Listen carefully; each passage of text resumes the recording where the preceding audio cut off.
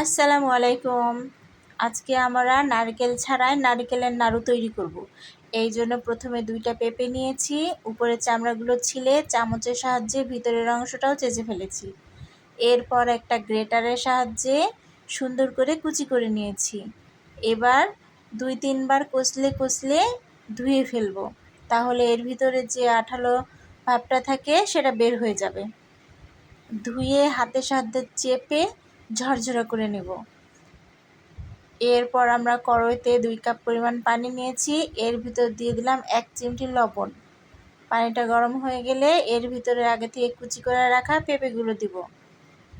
খুব বেশি সিদ্ধ করব না, 2 থেকে 3 মিনিট সিদ্ধ করব।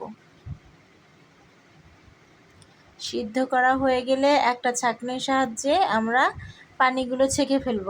একটা চামচের সাহায্যে উপর থেকে এইভাবে চাপ দিলে অতিরিক্ত পানিটা ঝরে যাবে।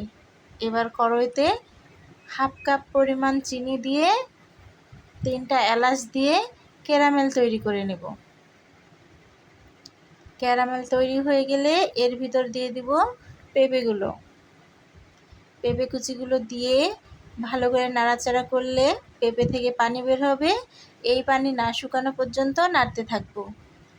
কড়াই থেকে এভাবে ছেড়ে আসলে হাতের সাহায্যে দেখব যে গোল হচ্ছে কি। যদি হয় তাহলেই হয়ে গেছে আমাদের নারিকেলের নাড়ু। দেখুন কি সুন্দর হয়েছে নারকেল ছাড়াই নারিকেলের নাড়ু।